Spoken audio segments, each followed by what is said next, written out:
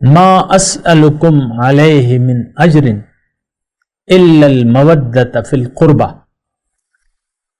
قل ما اسألکم علیہ من اجر فہو لکم. یہ دو آیت میں نے آپ کو پڑھ کے سنائی ہے، اس کا ترجمہ بھی آپ سن لیں کہ اللہ تعالیٰ اپنے رسول سے فرماتا ہے کہ آپ ان سے کہیے کہ اے لوگو ما اسألکم علیہ من اجر، اس تبلیغ کے عوض میں تم سے کوئی اجر کا طالب تو نہیں. تو جو پہلی آیت تھی وہ یہ تھی الا المودۃ فی القربہ، لیکن یہ کہ تم میرا ساتھ دو اللہ کی قربت میں، اللہ کے قریب ہو جاؤ، اللہ کا رنگ اپنے اوپر چڑھا لو.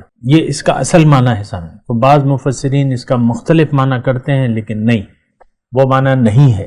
معنی یہ ہے کہ دیکھیں پیغمبر کا جو بنیادی مقصد ہوتا ہے کہ وہ مخلوق کو اللہ کی طرف دعوت دیتا ہے اور اللہ تعالیٰ کی طرف قریب لے جانے میں اس کی مدد کرتا ہے. اینڈ دیٹس آل، بس. اور یہ میں جو بس کہہ رہا ہوں یہ تو قرآن میں اللہ تعالیٰ اپنے نبی سے کہلوا رہے کہ قل ھذہ سبیلی ادعو الی اللہ علی بصیرۃ انا ومن اتبعن. آپ ان سے کہہ دیجئے، اعلان کر دیجئے کہ میرا مشن تو فقط صرف یہ ہے کہ میں لوگوں کو اللہ کی طرف دعوت دیتا ہوں، بس. انا ومن اتبعن، میں اور جو بھی میرے پیروکار ہیں، جو بھی میرے امتی ہیں، ان کا بھی یہی مشن ہے.